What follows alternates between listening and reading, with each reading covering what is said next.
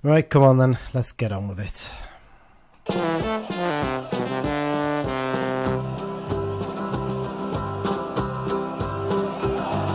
we come, blue and white, and we're looking good. You'll be in for a fight, and we fight pretty good. Getting goals is our job, and we get goals good. Looking good, we are Carlisle United. Hello everyone, you're listening to the Brunton Bugle, the number one place to get your Carlisle United fix in the podcast world. I'm Lee Rooney. And I'm Mike Booth. Where do you start with that? United are battered by Mansfield in a Valentine's Day massacre. We look back on the 4-0 defeat to the Stags at Brunton Park before previewing this weekend's home clash with Colchester United. With a pass so true to Boulder Stone and Clark's in view. There's a cross and a run. Never has our theme tune been less appropriate than today, Mike. I know. There was nothing looking good about that performance the other night. Yes, I don't even know where to start with it. It's come out of nowhere, really, hasn't it? Because in reality, the last two games we haven't played badly. We played okay, actually. Played pretty well against Wimbledon. Okay against Harrogate. Another day we'd probably beat them 2-0. And just did not turn up for this one, did we? It randomly reminds me of the Macclesfield Town away game in 2006. Do you know what? Go on. You just couldn't see it coming. But it actually, looking back, it was actually one of the best results we got that season because it really fired a rocket up everyone's backside for the rest of the campaign. 100%, you're absolutely right there. And actually, I mentioned that one after the Harrogate game. I mentioned the fact that teams do have these stinkers, even good teams who go on to win titles. And Lummy mentioned it again after this game in some of the post-match stuff. So, yeah, I think we're going to get into it in a minute. We'll discuss it, but it's I don't think anyone who watched that thought it was good. But we also need to be calm about it. We not need to lose our heads, and that's something we'll talk about as well, because I think some of the reaction has been ridiculous from some of our fans, but we'll talk about that when we get onto the preview section. Right, well, we'll get going then. First up, obviously, as usual, we've got to tell you all about our sponsor and where you can find us on social media and how to get in contact with us. We'd like to say a big thank you to the Carlisle United Supporters Club London branch for once again sponsoring the podcast this season. The London branch is open to all Carlisle United fans. They've got members from Cornwall to Dundee and Houston to Singapore and of course every part of London and the South East. They regularly meet up on away trips as well as arranging many social events, supporters games and fundraising for the club. This season they'll be providing us with information for the away games as part of the preview section. You can find out more about the London branch at their website, carlisle.londonbranch.org. If you haven't already, please make sure you subscribe to the podcast. You can find us on all good podcast apps, whether it's Google Podcasts, Spotify, Apple Podcasts, Pocket Casts.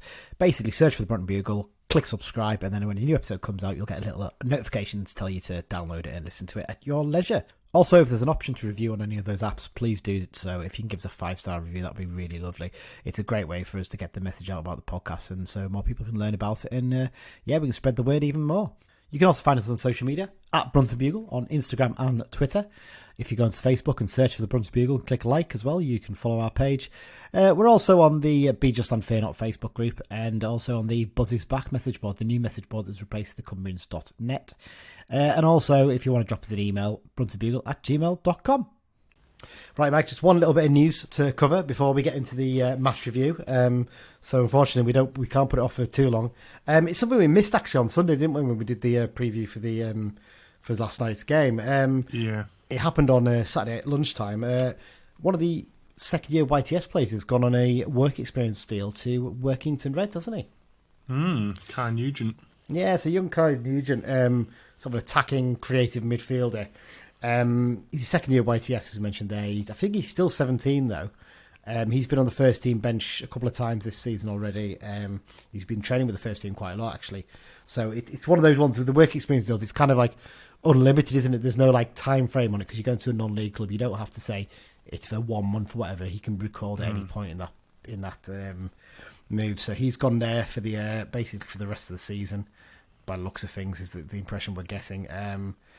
So yeah, a good move for him. He made his debut on the weekend in the I think it was a 1-0 defeat to Bootle at home for Workington. A bit of a disappointing result for that for them because they were chasing down Macclesfield at the top, and I think Macclesfield might have opened the gap up a little bit more in their division. So it's looking like playoffs for Workington this season. So it's a really good chance for him to get some experience actually, because you get the impression, don't you, Mike, the fact that he's gone on work experience here, he's probably likely to earn a permanent deal, isn't he?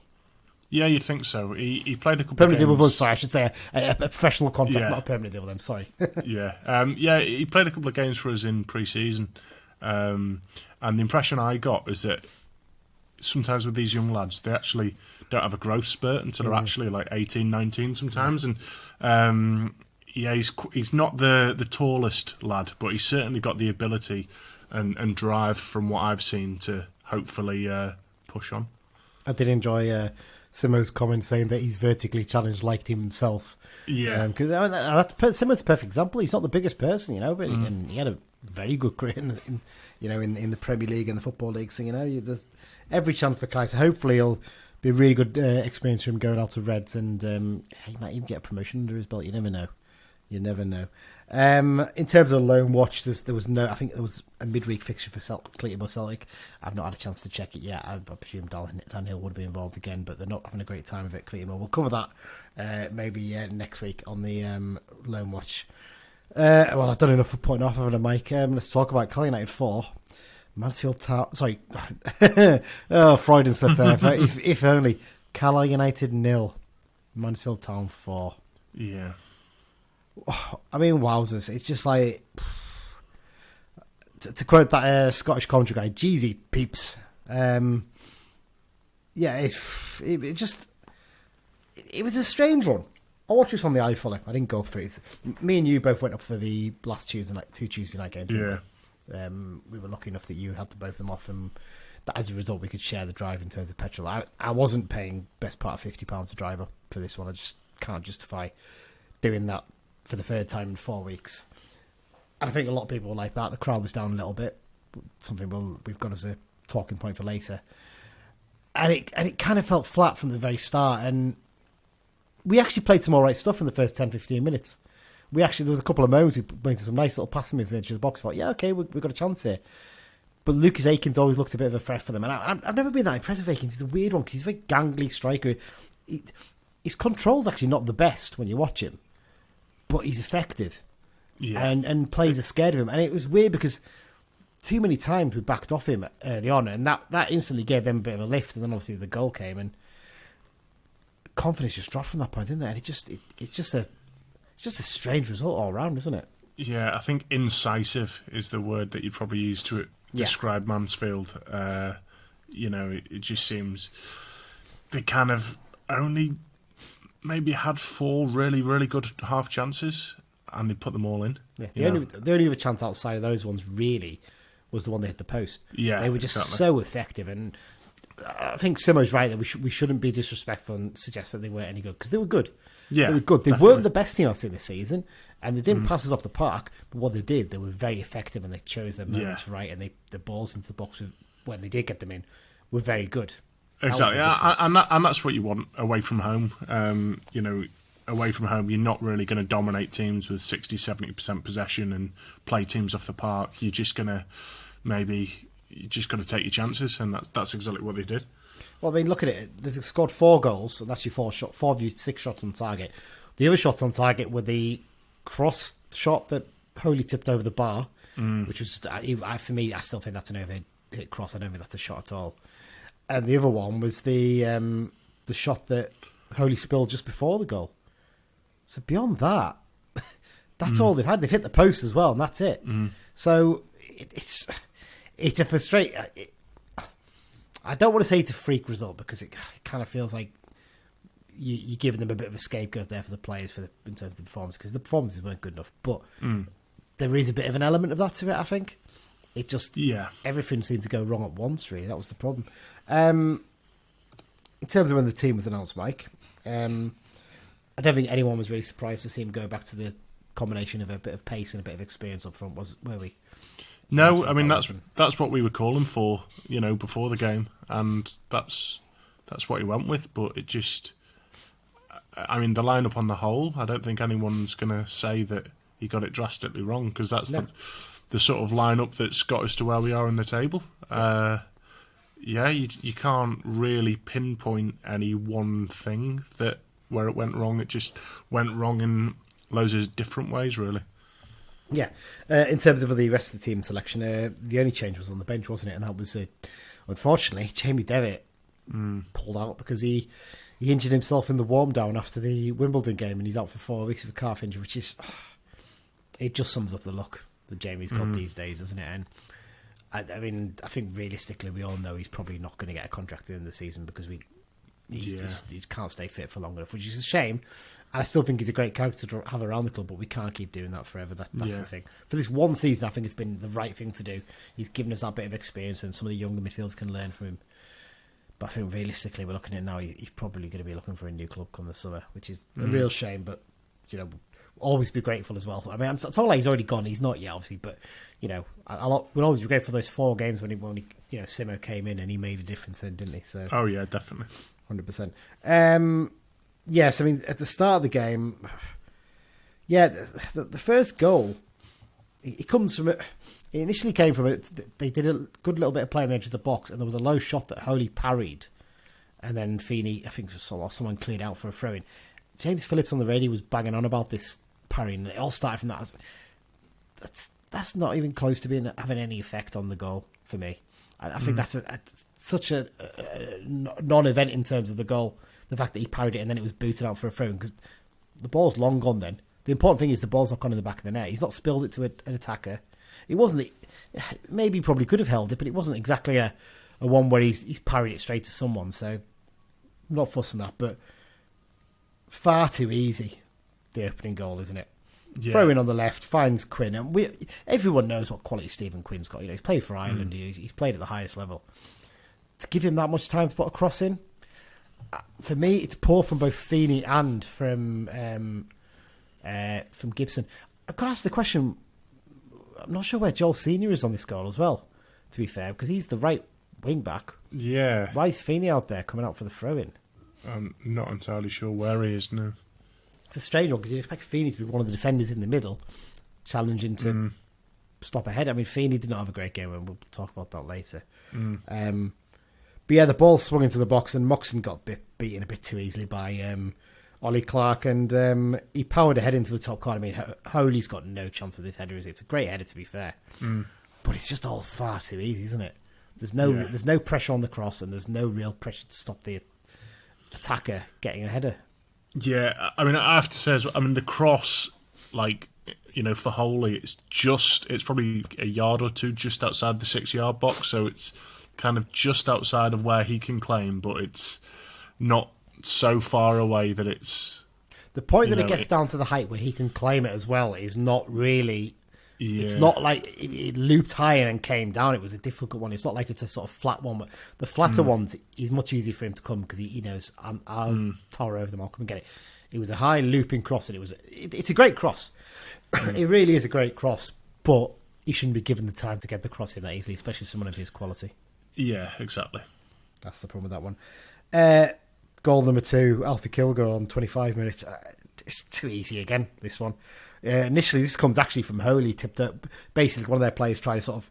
I don't think it's even a cross shot. I think it's just an overhit cross that's almost looping in. And most other keepers probably were beaten by it, but because of Holy's height, he tipped it over the bar for a corner. The corner in from Davis Killier-Dunn. It's a well-taken one, but again, there's a question on this one. Should Holy come for it? I don't think it's quite... It's not in his 6-yard box. It's a little bit outside. Again, it's in the area of he could come for it, but if he misses it, then he's completely unguarded. The goal. He leapt like a salmon there, lad, to be fair, but Moxon at the same time, did he even jump?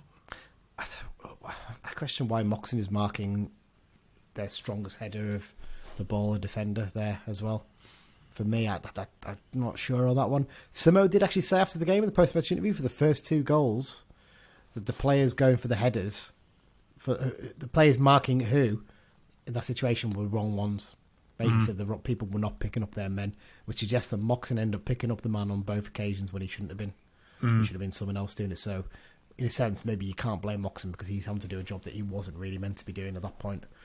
But yeah, to head it down into the ground, and I've heard a few people, I've said on the radio as well, but it's difficult for them on the radio because they only see it once, that it's bounced up in front of Holy, you should maybe be stopping that. Actually, when you look back at it, Lucas Akins is doing a very smart thing as well here in that he's sort of blocking off Armour, and both Armour and Akins block Holy from being able to actually get to the ball. So Holy can't dive to the ball because of those two there.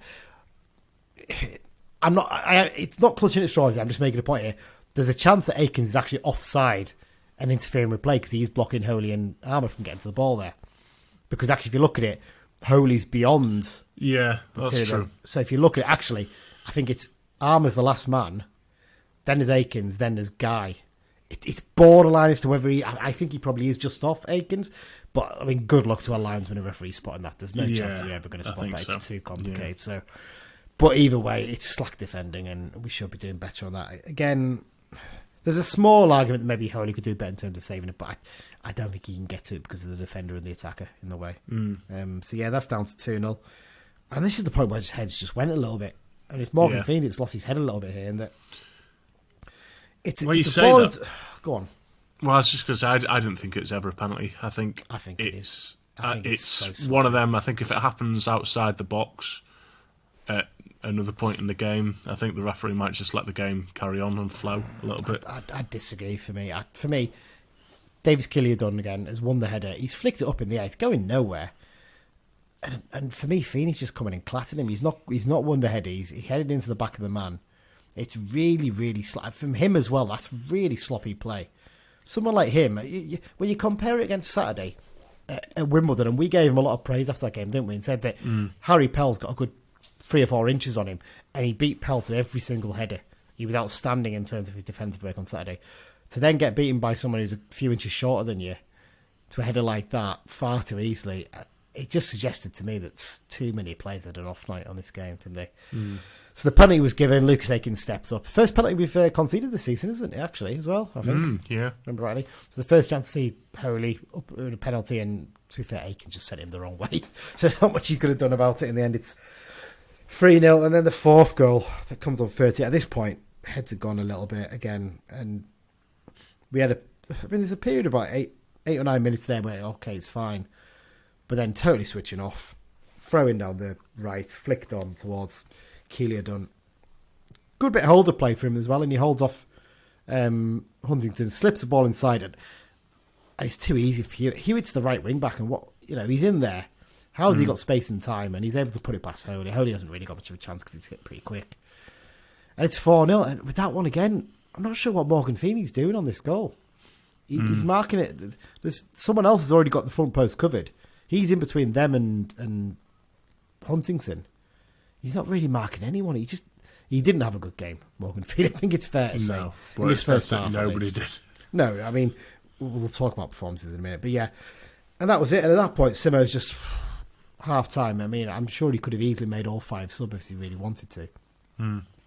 As it is, he makes the 3 subs, doesn't he? And goes quite attacking, in fairness. He basically went to a 4-2-4. Owen Moxon became maybe the 5th player to play at right wing back this season, or right back as it was actually by then. So he went into the back 4 with obviously Mellish and Feeney as centre backs, and Armour still at left back. And then you used to have a midfield 2 of Guy and Harris with a front 4 of Gordon on the left, Patrick on the right, and Garner and Dennis down the middle. And yeah, it just kind of, it just wasn't. He was okay. There's an argument in the second half that Mansfield didn't try as much. They didn't. They could have gone a bit harder on us and maybe gotten a couple more if they really wanted, but they sat off because they'd done their job. Yeah. I think there's an extent of that, but I also think actually we did step up a little bit. I mean, it wouldn't have taken much to step up beyond what we were in the first half, but there definitely was an improvement second half. There was a bit more bite about it. I mean, I think did you make the point about yellow cards in another chat we were having, Mike? Someone else did, yeah. Yeah, I think we only had 1 player booked in the first half. Yeah, that was Gordon, wasn't it? For a little bit of a late lunge, and you kind of you just want a couple of players to go and smash someone. And I know Lummy made the point on the radio, didn't he, that you don't want to lose your heads, but at the same time, it maybe gets the crowd going a little bit because the crowd was so flat. And I understand why. There's Simo's arguments about the fact the crowd needs to lift us, but we also need to lift them. That's where maybe the players need to lift the crowd, get a few tackles in there. Because the problem was there was too much standing off. There wasn't enough pressure on players at times. Yeah. That's where the issues were. I mean, in terms of chances in the second half, I've only written down Moxon's free kick that was saved by the keeper, which is pretty straightforward, to be fair. I should actually mention, we did have a chance to get one back just before half-time. John Mellish had been pushed into midfield for the last 5 or 10 minutes of the second half. And he was clean through on goal. It's a great run. It's on his right foot, though, wasn't it? Why did it? Thing is, though, he didn't have to put it on his right foot. He could have took it across. And at that point, the defender would have had to bring him down if he was going to stop him there when he brought it onto his left foot. And he gets himself into a better position to hit it with his stronger foot. And as it was, because it was on his right, he just hit it straight at the keeper. And it was pretty straightforward save for Pym in goal. And I don't rate Pym as a keeper at all. I think that's the thing that disappointed me as well. We did not put any pressure on him. A lad who's 6'1" maybe at best. He might even be less than 6 foot tall. He's not a big keeper at all. Why are we not pinning him on every single corner and whipping them in to the near post? That really disappointed me. Into second half, the Moxon free kick, and their lad got away on goal as well. This was very late on when we were sort of pushing forward a little bit, and hit one that came back off the post and was cleared, and that's about it, really, isn't it? It was pretty dire all around the performance. Should we do Dan's 60 second? Dan's given us a 6-second review of this one as well. He was at the game. Yeah, the only one of the three of us was there. So this is what Dan had to say. The English dictionary classes rubbish as a noun, and in a mainly UK informal sense, it's something that you think is very low quality or not true. So the match was rubbish. The team were a load of old rubbish. And I think that perfectly sums up Tuesday night's game. That first half was probably the worst 45 we've played under Paul Simpson. Nothing went right. We were beaten in the air, on the floor. Our pass retention was poor. We didn't really create anything. It was just a shambles. And we had to make changes at half-time. You know, the fact that the second half was 0-0 was probably the only positive of the night. But no, it's happened. I'm sure Paul Simpson's dealt with it afterwards. Brush ourselves down, move on, and go again this weekend. Big fans to Susie Dent there for her contribution to the thing there. Oh, it's a funny way he was going there at the start, didn't you? It pretty much sums it up, doesn't it, really? It's not really massive amount you can add to that. Just in terms of that, you mentioned about pass retention and stuff like that and stats. Possession-wise, we probably our best possession stats of the season, 61%. It's mad, isn't compared to 39. I know you might be thinking, oh, that's just from the second half, isn't it? Where Mansfield sat off at that point, and they didn't do as much. That's probably where it's come from. Well, no. When you look at the first half stats, I'm just checking the possession here, 57% to 42%. Then, second half alone, I've got the up on whoscored.com here. Our second half possession stats, 64% to 35. So, there's not a huge amount of difference in terms of possession in halves. We've battered teams this season when we've had less than 50% possession. Yeah. And actually, our pass success is better than it's been for a lot of games this season. 64% to 57% for them in the first. That was in the first half alone. Overall, 66-54. I mean, the big issue was that basically we didn't press in the same way we have in other games, did we? No. And that's where the problem comes. When we played at our best, we hunt players in packs. We got 3 or 4 players. I mean, did it at Wimbledon on Saturday a few times down the left, didn't we? 3 or 4 players hunting the ball, going at them, and we never ever got a grip of that. They had a very experienced midfield, with Quinn and Wallace in there, and Bowery playing on the left wing back, and even Aikens up front with his experience, and even Keeley had done. He's played plenty of games at this level, and we just. They had that little bit more Nelson, and that was unusual because we're normally quite streetwise, and I can't think how to explain it really. It's a strange one, isn't it? Yeah, and that's football sometimes, and I think if it was an all-round battering sort of in every way, shape and form, then maybe you'd need to look at massive, colossal wholesale changes, but as it happens, it was just goals that they beat us on, and I know that that's the most important one. Yeah. But maybe we don't have to throw the baby out with the bathwater on this. The one thing they did beat us on was tackles, so we had 11 to 20 for them. So maybe that's the problem. We weren't getting enough tackles. We weren't really doing been strong enough in terms of that sort of thing. So that's probably an area where we need to slightly improve, possibly. Obviously shots as well, they beat us on that, but not massively, 4 more shots than we did in the end. You've got to argue, straight away, I've only put a few actual points in it, but we can talk about all we want about it, but defensively a bit of a shambles, wasn't it? It was just... That's one way of describing it, yeah. It's interesting, he took Huntington and Senior off at half-time. Huntington, I get the impression that he's an experienced head. He won't mind as much. He'll understand what I'm doing here. He'll grasp it. He knows that he's not being used as a what's scapegoat. The word? Scapegoat, yes. In that situation. Plus, he's 35. Save his legs for the weekend. There's no. The game's gone by that point. Keep him fresh for this weekend's game, because it's undoubtedly been tough. The fact we've had a game all the way down in London this weekend, and that's come all the way back up to then play Tuesday night against a team that's gunning for us. 6 points behind with a game in hand. So that's never going to be easy. With Joel Senior, is this maybe this game too far that Simo's been going on about? Possibly. Maybe. But you say Senior, but by all accounts, there's some other players who were looking a bit leggy. Moxon, by all accounts. Moxon wasn't as good. For me, Senior was 2 or 3 times. He wasn't, again, crosses coming from the left and stuff, and not putting pressure on, and obviously we didn't know he wasn't even there for that one, which was strange in itself. And then there's 2 or 3 times he plastered the ball straight out of play, and I thought, he's struggling. He didn't look as sharp. He looked really sharp at the weekend, didn't he, in Wimbledon? And he did not look sharp in this one. And again, it's one of those ones you think, Jack Ellis fit at the weekend. That might be quite handy, that, in terms of being able to bring him in and give Senior another little rest. Because you know what? It cannot be easy when you're out for 11 months and then to come back and play these intense games. Yeah. I played the full 90 minutes as well in most of them as well. Yeah, exactly. And likewise, with Moxon, you forget that last season he was part-time. Yeah. And we said earlier this season that, playing 40-odd League Two games will be a big ask on his body. And, I'm wondering if we're starting to see that now. Yeah, absolutely. I think, it's one of those ones in Moxon, and you don't want to overreact too much on that one as well, because he clearly is a big, strong, creative player for us.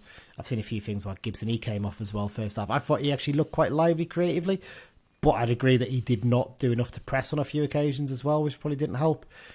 I've seen Dan himself has said, hasn't he thinks that he should be dropped for the next one. We should go back to 4-3-3 and stick Gordon and Patrick down the wings. If I was going to do anything, I'd probably stick Gibson down the right and Patrick down the left. Because Patrick came on down the right last night, and he never looks right on the right, does he? I don't know what it is. I know he's right-footed, but he looks much happier on the left, and I'm sure that's where Gordon wants to play as well, which is where you've got a real chance. Whereas Gibson, even though he's a right-footed player, and they often like to play off the left now, don't they? He's quite comfortable being that right. He likes whipping the balls in, doesn't he, rather than... Yeah, well, I think if you were to play a 4-3-3 with Gibson on the right, it would actually give you the ability to go back to the 3-5-2 with Gibson sort of in the hole. Yeah. And have Dennis and Patrick or whoever is your front two. Yeah. So you can mix it up. Yeah, you'd be able to sort of mix up your formation without having to take anyone off. Yeah, if you did that. Yeah, that's a really fair point actually as well. And I kind of feel as well, Gibson also offers a lot more defensively in terms of supporting whoever's playing at right wing back quite often, or right back. Whereas I don't think you might get that in the same way from a Patrick or a Gordon out on the right, possibly. So we've already touched on the fact that there wasn't really any bite to the performance, and that was one of the strangest. That for me still is the strangest thing about this. The fact that there wasn't that bite of going in for tackles and stuff, and Moxon wasn't playing in the same way. Guy certainly wasn't playing in the same way. It's probably one of his poorest games for a while. We haven't really mentioned that, but. Yeah, and I know Harris came on and he got a bit of stick from some of the fans, but for me, what you expecting from a player who's not played since New Year's Day to come in out of the cold, having not been on the bench even most weeks, to come in and play in midfield too, because it was a 4-2-4 we played in the second half at times.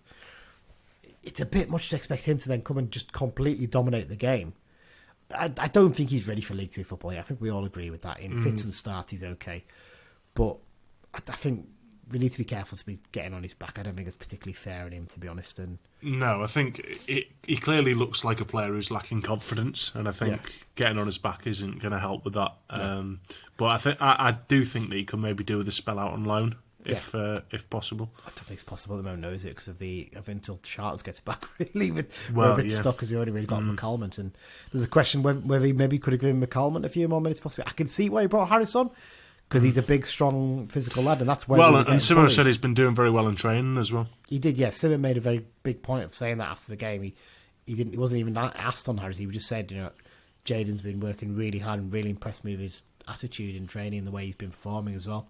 So that's probably why he's brought him in. I think you probably would have seen a different Jayden Harris if we'd been playing 4-3-3. And that's why I do wonder if maybe, I don't want to get on Simmons back too much here, but maybe he could have brought off Gordon possibly and brought McCalmont on and gone with that 4-3-3 instead for a little bit of the game. I mean, the damage was done, really. No. You're talking about rearranging the deck chairs in the Titanic. No, you're absolutely right. I mean, in terms of performances, if you're going to pick out players who play for a little... I mean, Moxon actually did have quite a good game, to be fair. He was okay. I mean, even at right back, he looked very comfortable there.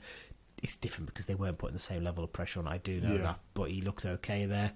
I thought Mellish played okay, to be honest. He didn't really make any big mistakes in there. There was one time he passed it out for a corner, but that one he'd actually done really well to get back and win the ball and prevent them attacking, and just couldn't get his feet sorted to play it back to Holy. And yeah, I think Robinson actually looked okay when he came on. He had a few nice little moments, some nice little touches, but beyond that, slim pickings this game, I think it's fair to say. I mean, Simo's post-match comments, I listened to the Radio Cumbria ones. I haven't heard his ones with the official website, and it seemed very much more, I'm not angry, I'm just disappointed, which is sometimes worse, to be honest. I think he was very careful in the way he worded it, and I think he didn't want to just tear into him, because I think he knew it was not a performance of having been off and having a bad attitude. I think he knows it was a confidence issue tonight. It just seemed to be they hadn't played with no confidence, and he doesn't want to tear into me. He wants to build that back up, and he's very pointed. He's very careful in what he says in most games, doesn't he? To be fair, and that's the way it is. Before we wrap it up, Mike, I just want to talk a little bit about in terms of the reaction to this, in terms of the fan reaction, because I think most fans, to be fair, and looking at the reaction at the game, they didn't get booed off. I think there was a little bit of a shell shock element to that. But most fans politely applauded the team off, and I think they knew that it'd been one of those nights where just circumstances brought it about that 7 or 8 players all had stinkers, and that doesn't happen very. You maybe have 1 or 2 players who have a bad game or make a mistake. Something, Huntington's mistake against Harrogate didn't actually have a bad game against Harrogate, but he made the mistake, didn't he? That can happen, but to have a game where 7 or 8 of you players play like that is totally unheard of usually, so I think that you can look at it in that way. I've got to call out some of the utter rubbish I'm seeing online. I've seen it on Twitter, I've seen it on the club's, on the Be Just Unfair on Facebook, a couple of things. This conspiracy theory that some people have come up with, you've seen it before, and it's been around for countless times, that allegedly that the club can't afford to go up, and when we get into the position we're going to get into promoted, they tell the players to throw it or whatever. And I think that'll be funny, but 3 or 4 times this happened since we've gone down now. And as someone said on the games, that's 80 sets of players who've allegedly, are throwing these games or trying not to get promoted. They're not trying hard enough. How exactly do you tell these players not to try? Because I'm not being funny. If you do that, then you're going to have to pay those players to do it. Well, you might as well use that money to get yourself up, or use it when you get up. And it's like, it's more expensive in League One. I'm not being funny. If you get into League One, potentially you've got the likes of Sheffield Wednesday, Ipswich Town, Derby County, Barnsley will bring it up, Bolton Wanderers. These clubs will bring. I mean, you're going to potentially Wigan Athletic in there next season, who would bring a load up as well. Hull City, maybe. Yeah, Hull City, Blackpool, and not being funny, but that makes a difference. And it certainly would allow us to get bigger budgets, better crowds. You probably have more fans coming down week in week out. You'd probably be getting 5,000 or 6,000 most weeks. So this idea you can't afford, it's the biggest load of bollocks I've heard in my life, and it's starting to really do my head in now. Honest to God, the club should consider starting selling Carl United tinfoil hats in the club shop, because they'd make a fortune. They'd be able to afford to get into the Championship with the amount of money they get from some of the idiots, and I'll call them idiots because that's what they are. It's nonsense. It's the biggest load of rubbish ever. After one bad performance as well to do that as well, it's mad. I also need to make a point about the revisionist in terms of how we're doing this season and how we're doing in terms of recent form. This idea that suddenly, we're a terrible side, we're in really bad form. Not be funny, but both me and you at Wimbledon at the weekend, what did you make of that performance at the weekend? It was a decent away point, but it's one of them where you need to follow it up with the home win on the Tuesday. You do need to follow up the home win, but it was a good performance. Yeah. Harrogate was an alright performance. It wasn't outstanding, it wasn't blow you away performance, but again, we had 19 shots in that game? On another day, a couple of days ago. Harrogate, you would have been disappointed with the draw. Yeah. And so to get 0 points is even worse. It's frustrating, isn't it? It was a frustrating one, that one, because we actually played okay, and on another day, a couple of those chances, that header from Dennis goes in, a couple of those chances go in, you win 1 or 2-0, you think, great. Not an outstanding performance, but you know what? We dug it out and got a really good win. As it was, luck didn't go our way in that one. And then, you go back to the game before that, and what was that? Carl United 5, Barrow 1. It's not that long ago that we absolutely battered Barrow, and please don't tell me we didn't play well that night, because we did. Exactly. Against Rochdale away, we dug out a good performance and a win on a poor pitch. We did what we had to do. Against Hartlepool, we were comfortable for that game. Really comfortable. And you know what? Take away Moxon's mistake, we comfortably win that 3-0. And you say that is a performance of a team going up. Let's not overreact to one result. Where, as you mentioned, I think you said before, Mike, it was basically just four arse-ups on goals basically from us. 4 mistakes is what it was. Yeah. And in terms of stats and reflection, I think it was CUFC stuff on Twitter pointed this out. The point we've reached today with 31 games is the same point of Keith Millen's last game last season, the 3-0 defeat against Swindon. Not the same date, but the same point in terms of number of games played. And look where we are. At that point, we were on what? How many points were we on? 22 or something like that, I think it was? Second bottom. We were in the second league. Bottom, 22 points, right? And look at us now. We're third. Yes, I know we're third technically because, Northampton would probably overtake us if they win their game in hand and they keep up pace with us. But, we're in third place on... How many points are we on, Mike? Sorry, I can't get the table to load. I'm trying to do this while the table's not loading for me. So we're currently on 52 points, right? In third place. And at this point, we're on 28 points after 31 games at this point, right? In second bottom, right? Having played a game more than Oldham, who are placed above us. We've come a hell of a long way in 12 months. Yeah. And we always felt this was a rebuilding season. To be where we are, we're well ahead of schedule. Yeah, definitely. Absolutely. As CFC stuff said, a bit of perspective, please. And that's exactly what we need. If we get one more point, if we get a point at the weekend, we've equalled our points tally for last season. Exactly. I mean, that's an incredible turnaround when you think about it. And we'll still have, 14 games left to play at that point. Yeah. And that's not to mean people can't be disappointed. We should have beaten Harrogate and this and that and the other, and that doesn't mean people can't be disappointed, but sometimes you just need to take a little step back and think, all right, well, considering where we were 12 months ago, this season was a rebuild season. I'm not even entirely sure Simo and the players themselves would have said automatic promotion in terms of the pre-season expectations this season. Just a little bit of perspective sometimes. Yeah, absolutely. And there's no need to throw the baby out with the bathwater, is there really? We've got to be calm about this. Probably needs to be some tweaks to the team, which we'll talk about in a minute. But let's calm down. Let's calm down, and hopefully we'll get a decent result the weekend. In fact, let's talk about that now. So let's take a short break, and then we'll be back to talk about the Colchester United game. Hi, I'm Owen Moxon, and you're listening to the Brunton Bugle. And we're back for the second half of the show, where we're going to be looking ahead to this weekend's game against Col U.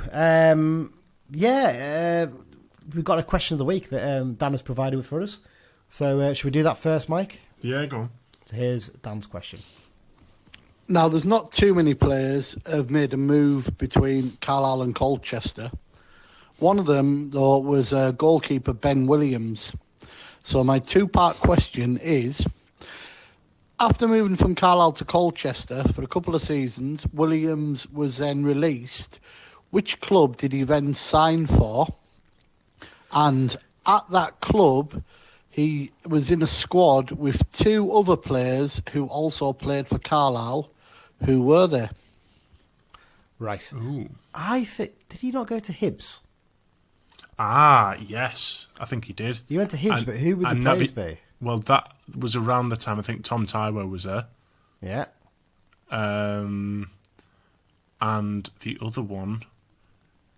Oh. No, would it be Tom? No, would it be Tom Tywell? No, he didn't go that late, did he? I thought it was, or maybe he did because he would have stayed at Hibs a while. Maybe I don't know. Yeah. Well, who else has played for us in Hibs? I can't think of anyone. No. I mean, Harry McCurdy, but that's more recent. So that's not really him, is it? Right, we'll come back to. We'll have a little think on that. We'll come back to them later on when we do the X-Files section. So first up, we've got the Behind Enemy Lines section.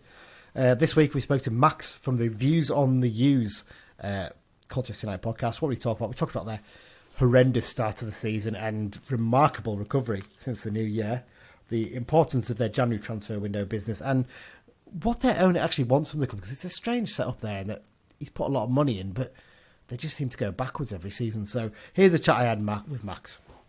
So yes, here we are for this week's Behind Enemy Lines section, and this week we're talking to Max from the Views on the Use podcast. We've tried to record once here, and I've got it right this time, I think, haven't I, in terms of the name of the podcast? Yeah, spot on. Excellent. So from the Views on the Use podcast, let's talk about all things Colchester. Couldn't really pick a better time for you guys, at least, to speak to you, because back when we spoke to you at the start of the season, there wasn't a huge amount of optimism in terms of your expectations for the season, and up until the turn of the year, that proves to be justified. But your turnaround since New Year's Day has been remarkable. What on earth has changed? Yeah, so very much, like you said, doom and gloom at the start of the year. A lot of people had us down as relegation favourites. And I can understand it, to be fair. If you looked at the side, it was very much an aging side with some sprinkle of young players and not a particularly great coach in Wayne Brown. But he left. Matt Bloomfield come in end of September. Wasn't particularly the most popular choice in the world, given his experience and his age, and obviously the situation we was in. But sort of coming towards the end of the year, it took him a little bit of time to get going. But he's found a formation that works. He's got rid of some players that he didn't want in the team, and I think he's built an atmosphere where players are, they seem to be sort of given a lot more. Well, not to sort of question anyone's professionalism, but there seems to be a better camaraderie around the team, especially with the fans, which I think helps. And then in January, we've bought good players. It's as simple as that sometimes, isn't it? Football is. You look at the players we bought in: Matt Jay from Exeter and Connor Hall from Port Vale. There's a few others, but we've brought in some real quality players, which we're not really used to, and that's only helped things. They've gone straight into the team, and it's completely different sort of scenario than where we were at the start of the season. Yeah, so Matt Bloomfield seems to be the obvious point to start on here with this then. Obviously, as you mentioned there, a risky appointment, broke your usual cycle, which was generally promoting from within, wasn't it? Or people who are involved in the club in some way, by going for someone who's inexperienced, a first-time boss, and seems to have really taken well to the role. What's he done in terms of sort of changing your playing style and that kind of thing? Yeah, very much was the internal appointments was the done thing at Colchester United.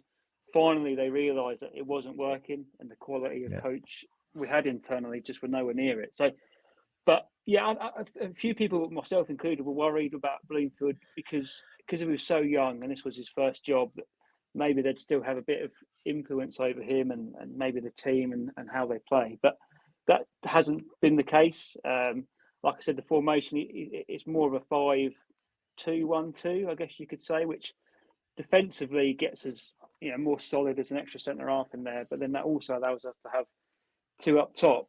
Wing backs, one of the wing backs, Chamadou, is a brilliant player. That allows him to less sort of defensive duties, which allows him to kick on and do a bit more damage up the field. And just getting players like Noah Chilvers, for example, who's a young player who was out of the squad for a bit, just allowing him to sort of work his way through his rough patch and just people playing in the right positions has helped us. And it's been a massive change. I think certainly defensively is the main difference. Is we're a lot more solid. We don't score loads of goals, but we've done enough. We've found a way to win games, which isn't always the prettiest. And it's just a bit of know-how you've seen, from him just to get the job done. Yeah, you mentioned the Chomadou there. Does he play down the right or down the left for you guys? He plays on the right. Yeah, he's a right back. Right. He's very much a modern day one. Right, okay, because he might have a bit of a test of it because pretty much all of our play goes down the left generally through Mellish and Armour and really? Gordon or Patrick. So you might be a bit more busy defensively for this game. You never know. Let's talk about your owner, Robbie Cowley. He's as a club, you've been in a bit of a downward spiral in recent years. You've really struggled to get top half finishes even in League Two, and you've sort of got yourselves away from trouble most seasons, as you've done again this season. Now, what's the fans' views on him? Because he's taken a bit of stick in the past, but something seems to have changed recently. Like you said, he seems to be actually going out and trying to sign decent players instead of heavily relying on the youth setup as you have done in previous seasons. Yeah, I still think the majority would say they're not the biggest fan of Cowley, sort of given, but what football's like. You're quick to forget things when on the pitch is going well. That's how football works, isn't it? So, look, he's put his money in his pocket, his hand in his pocket rather, and we've spent some money on some good players, and he's gone external with his managerial decision, and it looks like they've just left him alone to manage a team, to pick a formation that he wants. There's still a lot of stuff that's happened previously, some comments, certainly the way he ran the club sort of during COVID. But look, the club's in a good position, certainly financially, and I think now we're starting to see him make some moves and decisions for the club to improve on the field as well, which is good. I mean, if he were to sell up, who would buy it? Who knows? It's sometimes better the devil you know. But look, as long as we're playing on the pitch, no one tends to care what's happening upstairs until we're not. So at the moment, he's okay in the fans' book. I mean, you're absolutely right there in terms of if things are going all right on the pitch, people tend to forget the stuff that's any issue off the pitch. But we're a prime example of that. Our owners have been trying to sell the club for years. We've got this debt hanging over our necks, really, and have done for so long. But because we're having such a good season, no one's really talking about it, to be honest, in the same way. So it just shows sometimes, doesn't it? January transfer business, as you touched on already, it seemed to be one of the big factors in your turnaround. I mean, we put together a little sort of fact file thing for each episode we record, and I was looking through it, and you guys sent every single loan player back except Kwesi Appiah, who've got a loan from Crawley. Now, I imagine he probably didn't want to go back to Crawley, I'd imagine. But the rest of them, Charlie Owens to QPR, but Bez Labala to Blackpool and Danchester to West Ham, and Matty Longstaff, I mean, his career's taken a hell of a nosedive going back to Newcastle from his loan. Was it just a case of none of them really work? Because we've been saying this to opposition fans for weeks now, that it seems to be a bit of a trend this season in League Two that clubs are getting 5 players in on loan in August, and usually maybe only 1 or 2 of them are actually staying in January. Yeah, it was poor recruitment in the summer. I think Labala was a really good player when he had the opportunity. He had a couple of injuries, but I think he's an out-and-out winger, and we don't play with them at the moment. So I think that's one of the main reasons why he went back. Otherwise, I think he would have stayed. Dan Chester's, again, a good player, but I don't think there's not a lot of room for, in my opinion, for centre attacking midfield players in League Two. I don't think many teams play with them. They're a bit of a luxury player, I think so. And he just couldn't really find a position. He wasn't trusted in centre midfield, so he went back. Longstaff, I think like you said, he just, when he played, you could see glimpses of, coming from the Premier League, but it was very much just not. I think he had an injury in the end as well, but just wasn't good enough. Plain and simple. So they all went back, and I think it was just, these loan signs are like, how sort of interested are they really? I mean, I'm not so sure. They weren't good enough, I guess is probably the best way of putting it, and they just didn't work out. And I suppose someone like Appiah is someone who's played at this level quite a bit, so he probably gets it a little bit more. And no, he's not played that many games for you guys, but in a sense, he's probably a more useful player to have in your squad, I guess. Yeah, and we were desperately short up front, and we still are really. I know we've signed Hopper from Lincoln, but we're still a bit short up top. Scoring goals is a bit of a problem for us. But Appy is a good player at this level. He's had his injury issues, but when he's been on the pitch, has done well. So he was one that kind of has paid off and is a good player. But the others not so good. Yeah, but that's loan signings, isn't it? They're very much hit and miss, aren't they? 100%. I mean, the ones we brought in last January, I'm looking at it now. Finn Back and Ben Barkley, they're only 2 of the 5 that survived, basically. And Barkley, we're kind of stuck with because we got him from Stockport. They didn't really want to take him back. Finn Back has been brilliant. He genuinely has been an outstanding player for us. Unfortunately, he's out injured until sometime later in March, I think. And then you've got the other 3. Jack Stretton was bought by Stockport, and we couldn't afford to match the wages they offered, unfortunately. Right. And the other 2, Sonny Hilton, going back to Fulham. Very similar to what you're saying about Dan Chester, an attacking midfielder, a little bit of quality on. You could see the glimpses of quality, but just nowhere to fit him in the team, really. And then I can't even remember who the other one was. Duncan Idahan on loan from Bristol City, who paid about 2 minutes, which totally tells you all you need to know. He was basically there as cover. Looking at the players you've brought in, it does seem to be like there's a lot of thought gone into in terms of your recruitment, that the good, solid players and a little bit of quality as well. I mean, in terms of solid players, Connor Wood from Leyton Orient seems to be a decent play. He seems to have done all right there. Connor Hall's won promotion with Port Vale, hasn't he? So, he's going to be good. Kelleher, I've not been that convinced by him when we played against Bradford, but I guess he could do better elsewhere. But I mean, the one that stands out, as you mentioned already, Matt Jay from Exeter. I think everyone's eyes lit up when they saw that. Like, wow, he's gone to Colchester. I mean, what's happening in terms of these transfers? Are you pretty happy with them? Yeah, football's amazing, isn't it? You just listen to you speak there. I mean, Connor Wood's been really good at left back. He's been solid. Connor Hall is a Rolls Royce of a centre half. What on earth he's doing playing with us? I mean, I know he does live fairly locally, so I think that's one of the reasons why he wanted to leave. But he is way too good for League Two. I know he signed a 2.5-year deal, but if there's teams that are fairly local to us in League One, then I don't think he'll last that long because he's way too good. Kelleher, he's been a bit of a cult hero since he's signed. I think he's come up with 2 goals and has looked really, really solid. He looks a bit uneasy because he's quite tall, very skinny, but doesn't look like he's the best sort of mover, but very solid centre half. And Amari Patrick tore him apart when he made his second debut for us last season. I will say that's my memory of him. You see, so. Well, hopefully he a better performance this weekend, and he can show you how good he is. But it's funny, Matt Jay's probably been the worst of the lot, and that's a bit harsh because he hasn't played every game, but when he has played, I think he struggled to get in it. Again, he's only small, isn't he? You know what some of these League Two sort of defences are like. They're very much kick lumps out of you. So, but the quality's there. You can see it. I think it's only a matter of time before he shows us what he can do. But on the whole, the signings were. Yeah, I mean, Tom Hopper from Lincoln, again, you're thinking, how on earth are we getting these players? We're obviously spending some money, which is great. But every time you see a name pop up, you're thinking, no chance. Why would they come to us? But I guess money talks, doesn't it? And there's obviously a project here that we've sold them on. So, look, happy days for Hughes fans. In terms of the rest of your squad, who are the sort of danger men for us to watch out for? I mean, I was looking at it this week, preparing for our preview, and there seems to be a lot of quality in attack. We obviously mentioned Matt G and Tom Hopper already in Apaya, but Frank Nuble, John Akinde, Freddie Sears, Alex Newby, some pretty good players in attack. I'm guessing a few of them might be injured, but based on what you said before. But who else do we need to look out for? Yeah, you definitely won't see Frank Nuble and Freddie Sears. They've been bummed out yet. I don't think they'll play for us again this year. So they're gone. Akinde, I'm not convinced he's a football player, to be honest with you.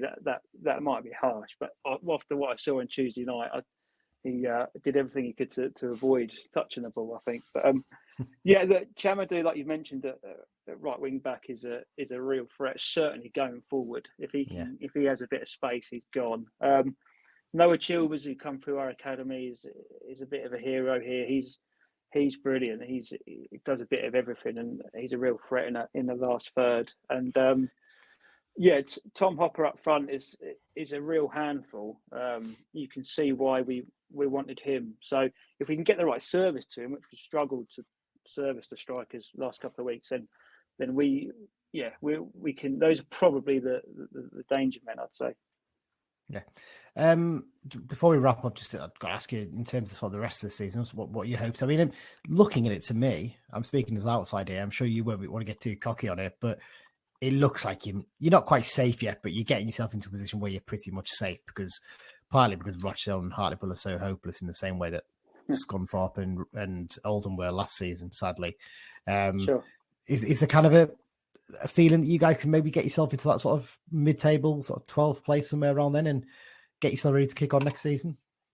Yeah, it wasn't long ago when we was, some people, but not myself, were talking about, we're only sort of 10, 15 points off the playoffs. But I don't think we're anywhere near that. Look, yeah, I think we're looking up rather than down now. Yeah. That might be famous last words, but I think there's a bit of a gap between us and the team above us. So finish as high as we can. There's no reason why we couldn't try and sneak into the top half. I think very much it's the big ones next year. I think that's going to be a big one for us. I think a lot of people might fancy us next year if we continue to build and bring in the players we are. So win as many games as you can, finish as high as you can. I suppose it's anything's a bonus really at this point. Let's just keep winning games of football, because over the last couple of years we've not done much of that. No, I've known that feeling in recent seasons, definitely. Max, thanks very much for your time. Before we finish, can you give us a prediction for this weekend's game? Prediction.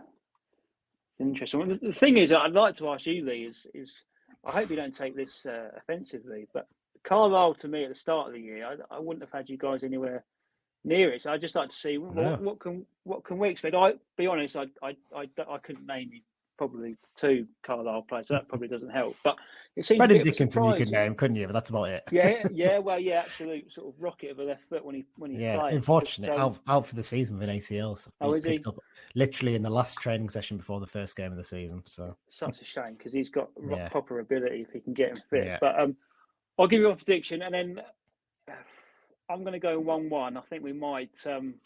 We're tough to beat. We don't score many, but we're tough to beat. I know you guys would have looking at bounce back after what happened in midweek, but I'm going to go 1-1. Yeah, what can we expect then? Because like I said, Carlisle it seems to be a bit of a surprise to me, but like I said, I don't know a great deal. I think we're all fairly surprised that we're in third place. I don't think anyone expected that at the start of the season. There was a feeling that we could do better than the predictions were putting us out for, like 19th, 18th, like one place better than last season. But there was always a feeling, we can finish mid-table. That'd be a decent season. And when we got ourselves up to the playoffs and we were pretty much in there since, October, whatever, it's kind of like, all right, maybe we are the real deal. Maybe we're quite good. And we signed well in January, but we've been plagued with injuries all season, pretty much the whole season, bar maybe the last 6 weeks. But even now that's starting to get bad again. We've had probably 10 players out injured. I mean, 3 of those have been long-term ACL injuries, one of which is Dickinson, obviously. Yeah. But then there's been like hamstring injury after hamstring injury, and it's been so frustrating that we've had a fairly consistent back line, but we've had to tweak things in attack quite a bit and a little bit in midfield too. So it's been a bit frustrating in that sense. After what happened on Tuesday night, I have a feeling you'll probably see a very different performance from us. I think you'll see a probably full-blooded one, because most games we've played this season, our midfield especially has been brilliant at pressing and harrying the opposition and winning the ball back and getting straight on the attack. They didn't do that on Tuesday. So 7 or 8 players basically had stinkers at once, and you'd maybe get away with that against a Rochdale or someone, but against the Mansfield that is so efficient and so, of course, good on the ball. They're not the best team in the division, but when you get someone like Stephen Quinn on the ball, putting balls in the box, he's going to pick people out. So that was the problem. So I think you'll see a different performance compared to what we had on Tuesday. I can't see us having 2 stinkers in a row. We haven't really done that this season. So after what I saw on Tuesday night, I don't think you're lucky to get 2 goals out of us, let alone 4. So I wouldn't. I think we'll try and frustrate rather than come out and play. So I'm going to go 1-1. I don't think it'll be the prettiest game, but any point for us at the moment is good. So that's what I'm going for. Max, thanks for your time and all the best for the rest of the season after this weekend. Yeah, and you. Thanks, Lee. Keeping an eye out for the train tickets. I think they might go on sale after this by the end of this week, possibly if there's no strikes announced. For which game? For the Grimsby one, because that's the one you can go to. Oh, yeah. So I'll keep an eye on that one. Yeah. Yeah, right. Okay. Yeah, once again, thanks to Max for giving up his time to speak to us about all things Colchester. I mean, what a turnaround they've had, Mike, in terms of this season. It's incredible, isn't it, really? And just in the last month or so, it's almost Simo-esque, isn't it? But they've got it a little bit earlier, and with the fact that they've been able to bring good players in January, it's helped a little bit, hasn't it, really? Slightly different in that sense. Yeah, definitely. I mean, when we're looking ahead to this month, this was the game that I was most scared of. Worrying now, isn't it? Yeah, exactly. But no, you can't be scared of anyone if you're going to be going up for promotion, can you? So there you go. So yeah, this weekend, the referee for the game is Neil Hare from Cambridgeshire. It's his 5th season as an EFL referee. This season he's taken charge of 19 games so far, handing out 70 yellow cards and 6 red cards. God, a red card every 3 games or so, isn't it? Which is remarkable, isn't it? In fact, he handed out one midweek in the Crewe Hartlepool game. Have you seen this red card? I don't think I have. No, I have. Yeah, and incredibly soft. I'm struggling to see what the actual foul. The offence was really. It's a really strange one, that one. So I mean, hopefully he'll keep his cards in his pocket for this game, but we can't guarantee that, can we? With the number of he's handed out this season. Last season he handed out 106 yellow cards and just 1 red card in 32 games. So he's making up for it, isn't he, this year? Has his wife left him in that interim or something? Something, yeah. He's clearly not very happy, is he? Last United game, he took charge of was the 1-0 defeat at Mansfield Town in December 2020. I put 2001. It's not 2000. It's 2021. I think it is. It's his first ever visit to Brunton Park, though. Never been up to Brunton Park, so interesting to see. It's a long way to come from Cambridge, isn't it, to referee a game. There you go. Head-to-head record, it's the 57th meeting of the two sides. United have won 19, 15 have been draws, and Colchester have won 22, so they're slightly ahead of us in terms of the head-to-head. Yeah, Mike, Colchester. I mean, in pre-season, we all thought they would struggle a bit because we didn't really think there was much quality in the squad, did they? And again, they were relying heavily on the old guard from Ipswich that they all seem to sign. January, they've done some business, haven't they? I mean, it's fair to say. Obviously, they've had players. The loan players all went back, basically, but Kwesi Appiah, who's on loan from Crawley Town. I think even he's like, I'm not even going back to them, probably.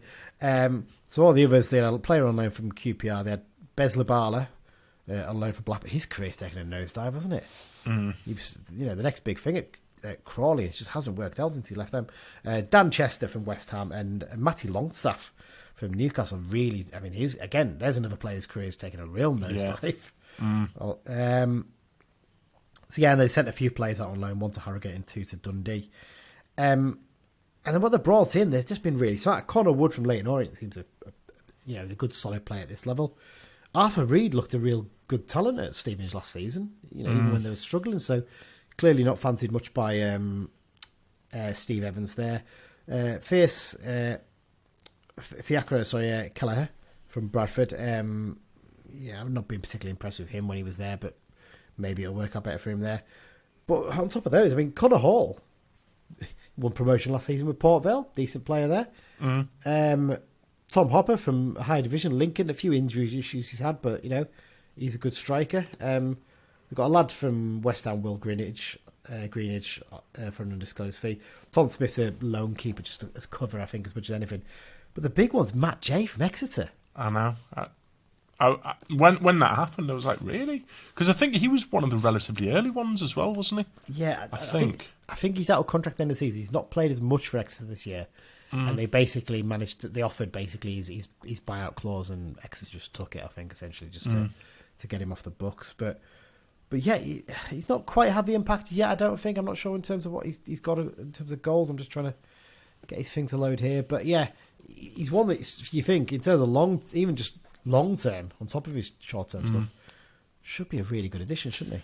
But even then, I mean, you look at some of their other forwards. Frank Newblay, we were sniffing around him not too long ago, weren't we? I should say he hasn't scored yet. He's played, I think about 6 or 7 appearances so far, still not scored. Oh dear, that's not good, is it? No. But yeah, they've got like Newblay, John Akinde, can score goals. You know, Freddie Sears. Freddie Sears, yeah. And even Alex Newby was a good player. Was he at Rochdale, wasn't he, I think? I think so, yeah. So, yeah, they're really not short in goal scorers, really, but they do have quite a few very old players knocking around as well. Yeah, they're not the youngest squad. Luke Chambers. In fact, Luke Chambers played for Nottingham Forest, and I think he may well have played for Notts Forest when we had Joe Garner playing for us, like way back, like in League One. I think you might be right on that one. You know, he's certainly not the youngest. Tommy Smith again is another one who's not particularly young, and Cole Skuse, and I think Alan Judge is out for this season. I think so. I don't think he's likely to feature, but yeah, there's experience in there. But I mean, when we played them previously, I wasn't impressed with the experienced players for them. They looked slow. We didn't take advantage of it. It was shock horror, but you know. Yeah, Kwesi Appiah as well is an interesting one. He's got 7 caps for Ghana as well. That he won, I think, back when he was playing at Crystal Palace, possibly. I think. But yeah, he's one that Crawley Town fans really liked. Actually, it was quite a surprise that he went out on loan. I think he's got 11 goals in 30 appearances for them. He's got 3 and 9 for Colchester, so he's chipped him with a few. So sometimes those sideways moves are some of the best ones you do, aren't they? Really, in terms of bringing players in. But yeah, it looks better in attack, but I'm not overly sold on this squad still. I still think it's not the strongest. No, definitely not, but it's a hell of a lot stronger than it was before January. Oh, yeah, indeed, definitely, indeed. Matt Bloomfield, appointed as manager. Never been a manager before, obviously, he's done a bit of coaching. Interesting appointment for them, isn't it?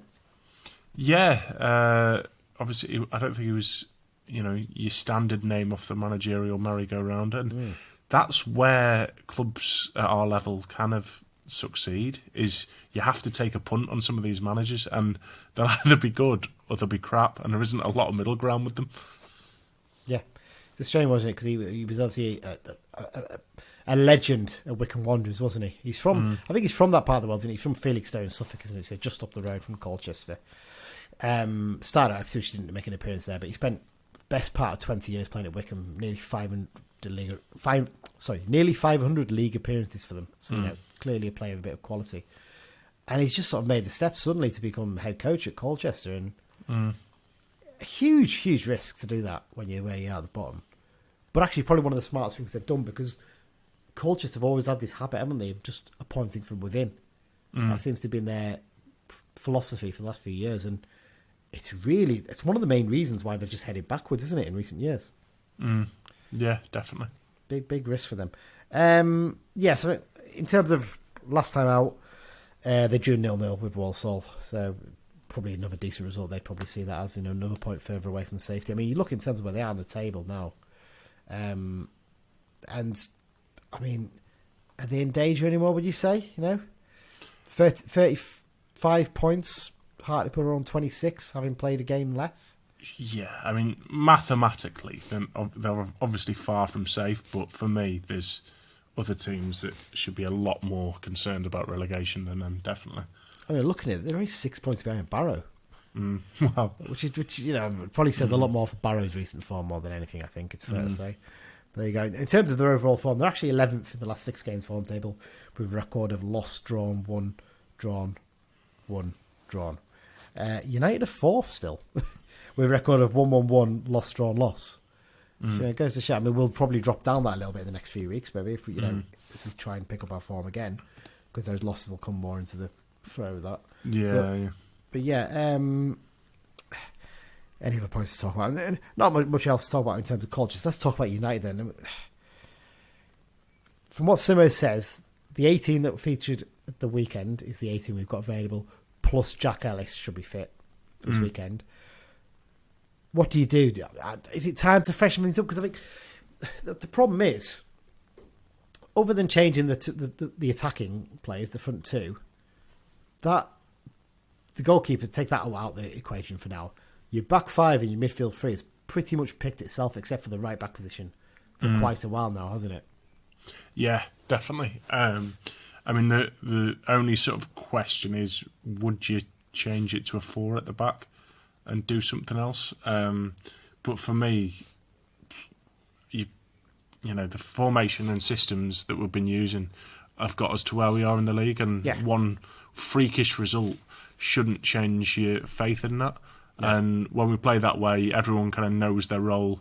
All right, it went horribly wrong against Mansfield, but with that three at the back, that's the system that you get the best out of John Mellish. That's the system that you get the best out of Paul Huntington normally.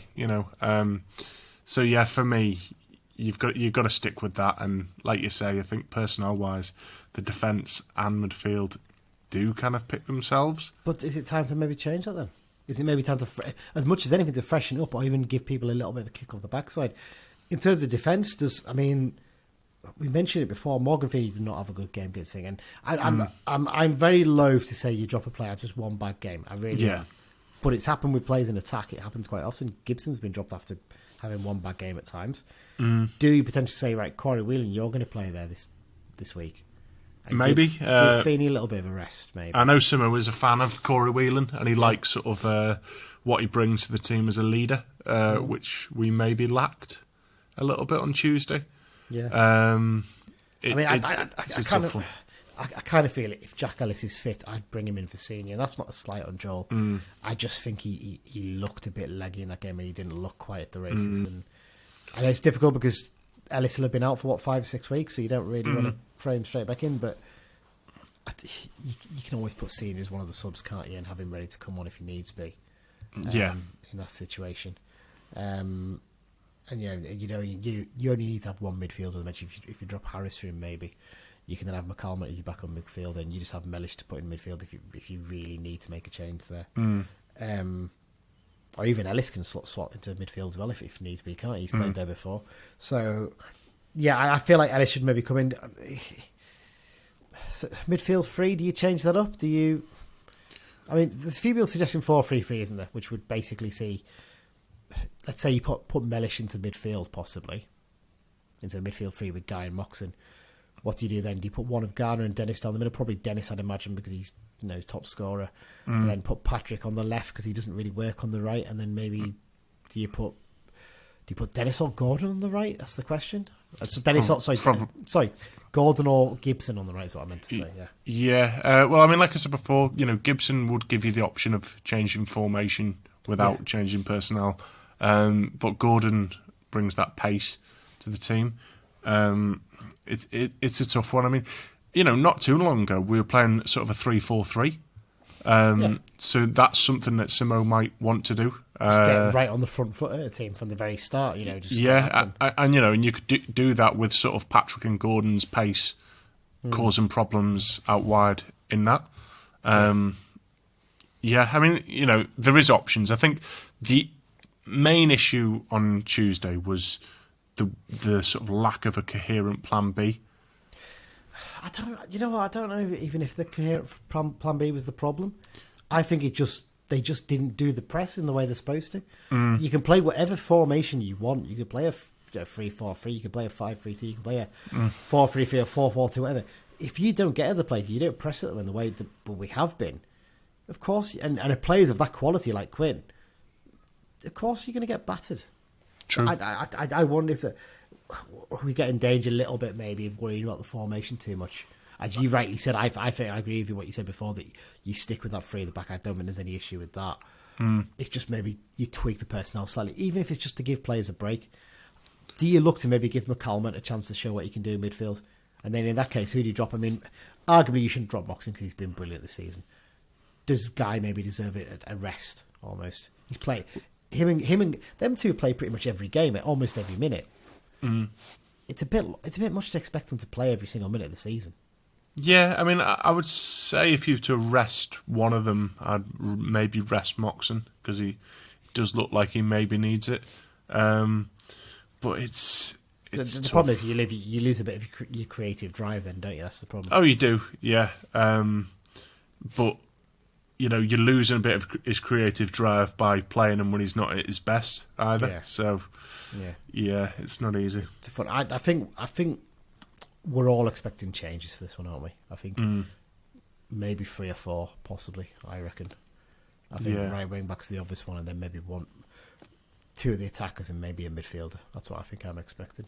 But hey, we'll have to wait and see, won't we? Yeah, exactly. Right, match predictions. once again, the points total don't change because we haven't scored for the third game in a row. What are you going for this one? I'm going for the players to be completely rejuvenated with a rocket up the backside, and I'll go for a 3-0 win. And I'll say Mellish will score, Patrick will score, and Dennis will score. I'm going to go for... I was going to go for 3-0 as well, but I might be a little bit more caught. No, you know what? 3-0. 3-0 win. Christian, Dennis, Amari, Patrick, and Owen Moxon. There you go. That's what I'm going to go for. All right, let's have Dan's prediction. I'm going to go for us to banish the midweek blues, the Valentine's Day massacre as it was, and a 3-0 win. Christian Dennis, John Kaimani Gordon, and Owen Moxon to score for me. So we all only changed one between us each. We all picked Dennis. Yeah. Both me and Dan picked Moxon. I think both me and you picked Patrick, didn't we? Yeah, I know. So, wow. Not a single unique idea between us. No. But hey, we're positive. That's the important thing, isn't it? We're going to be positive. The crowd needs to be positive for this game as well, don't they? We need to, from definitely. the very start, we need to be at them. He needs the players. He needs one of those players. That's why I'd almost be tempted to pick Joe Garner from the start. We need someone to go in and basically smash someone in the first few minutes. Legally, I should point out, which Garner's done very well. Especially with this ref. Well, Joe Garner's done very well so far, hasn't he, to be fair, to do that. Just getting someone, get the crowd up, win a ball like that. Make sure Colchester know from the first minute, if you think we're going to play like we did against Mansfield, you've got another thing coming. And they won't like that. It's a long journey for them to make as well in midweek, for the weekend. So that's what we need from the very start. Right, before we do the X-Files, should we try and work out an answer to Dan's question? Yes. I can't think of any. There must be someone else who's played for Hibs. The only one that I can think of, but it'd be too early, was Alan O'Brien. He was there, but he was there surely before. It might be close. Should we go with that? Let's go. Should we go with Alan O'Brien and Tom Tyler? Actually, no. O'Brien might have been there about the same time because Williams was only with us for a season, wasn't he? Yeah. So we'll go for. I think you were right. Taiwo was too late, but yeah. I wonder, but we'll have to, I don't know how long Williams was there. That's the question, right? So let's get the answers from Dan's question. The club that Ben Williams went to after leaving Colchester was Hibernian up in Scotland. And the two players Sean he played O'Hanlon, alongside, who had also played for Carlisle at some point in their career, the first was Sean O'Hanlon, who actually left Hibs to come to Carlisle in the 12-13 season. And the other is Tom Tayo. Well remembered, Dan and Mike, even in terms of the Sean O'Hanlon one. Very close there, though. I think we did pretty well on that one, to be fair. Yeah. Yeah, right. Okay, well, let's do the X-Files section. This is a full roundup of last week. We didn't cover the X-Files for the preview for the Mansfield game because we just didn't really have time to fit it in. So we're covering last weekend and midweek for this one. Let's start with the weekend. Let's start with the highest possible level we can. And it's the big man again, Jared Branthwaite. Another goal for him. He scored in PSV's 6-0 win over Groningen. So, you can argue all you want about the stand of the Dutch League or anything, but he's really impressing now, isn't he? Obviously, he didn't leave in January. There's lots of big clubs sniffing. It's a matter of time. Because I've seen people say, "Oh, why would Everton want to sell him? They've sent him there to develop him, and surely Dyche wanted to use him when he comes back." It's not the way football works. Everton are looking; they need money to reinforce their squad in summer wherever they're going to be, whether it's the Championship or whether it's in the Premier League. And they've got to look at players who are saleable, who are going to make them money. And most of the players are crap. And for any player at any level, when a bigger club comes sniffing, they want to go most of the time. And when a player wants to go, there's not always a lot you can do to stop them. Exactly. There's not much you can do. And like I said, Everton will be looking thinking, we do need to raise money here. And this is let's be honest here, left-footed, 20 years old, English, so he adds to your homegrown quota, could play across the back three, bit of pace on him, don't really know which foot is his stronger foot either. Clearly a threat from corners as well. Yeah, threat from set pieces and stuff like that. The starting point for this will probably be about 25 million. At the very least. At the very least. And if you get Man United and Liverpool in a bidding war for him, could get up to 30, 40 million potentially. Yeah? It easily. So it's potentially going to be an exciting summer for us. If, say, Henderson went for 2025 as well, we could be looking at the thick end of 7 to 10 million in St. London potentially, which is mental to think of, really. Yeah. But I mean, Simil, imagine what the training ground he could build with that money, eh? There you go. Anyway, let's go for the rest of them. Zach Clough, he scored on the other side of the planet, scored another goal for Adelaide United in their 3-2 win at Western United. James Tavernier, he missed a penalty in Rangers' 3-2 win over Partick Thistle in the Scottish Cup. Did you see this game, Mike? Yeah, I saw the mental goal. What I loved about this was the fact that, obviously, basically a Rangers player gets injured. It's not the ref doesn't give a foul though, but the Partick official players, if the ball comes to a Rangers player and the Rangers player boots it out of play because he's injured, and Partick Thistle are doing the right thing and they take a short throw to the player and he's just going to launch it upfield to the Rangers keeper, but because he's not a particularly good footballer because he's playing for Partick, he takes a couple of touches to set himself, and the Rangers player, the one who actually got injured, thinks to himself, I'm just going to nip in and take this. Nips in, gets the ball, goes through on goal. Partick maybe could have stopped it, but they were sort of struggling a little bit to get to him, and he scores the goal. And then someone comes in and just poleaxes him. They come and shove him, proper angry with him. I think the Rangers players straight away are like, this is a cock up here, isn't it? And to be fair to the Rangers manager, he does instruct the Rangers players to let the Partick Thistle players score an equaliser. Although Alan McGregor was doing his best to jokingly try and stop him, wasn't he, on the line? Yeah. I've always thought that they should let the goalkeeper score one of those goals. There's a lot of talk, isn't it, that they're supposed to actually let a goalkeeper score there because of betting markets. Because you can't bet on a goalkeeper to be next player to score, and so it prevents any sort of potential fixing in terms of people coming in with bets. I bet there's some guy who put a pre-match bet on the goalkeeper to score any time though. Who's fuming. There you go. Right, let's go through some of the rest of the ones. Ryan Loft, he picked up a red card for Bristol Rovers in their 1-0 defeat at Lincoln City. Saw Joey Barton mouthing off about this and a few other things on Twitter this weekend. Yeah. Making a disgrace of himself as usual.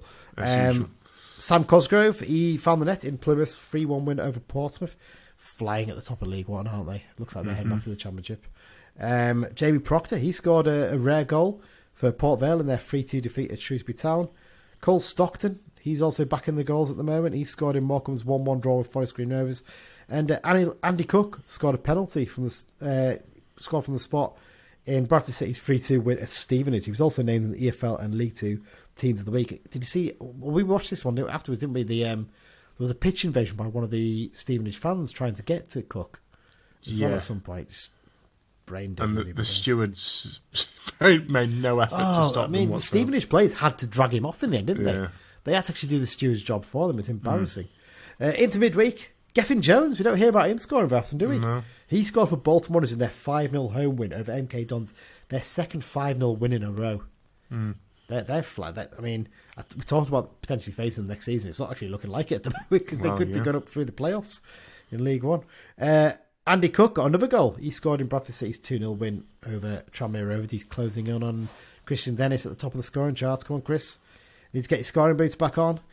Kedwin Scott, he netted his 14th goal of the season as Notts County beat Barnet 4-1 to go 5 points clear at the top of the National League, albeit Wrexham have got 2 games in hand of them. I mean, it's insane at the top of there, isn't it? You're probably going to have 2 teams finish on over 100 points. Mental. And mental. One of them might not even go up.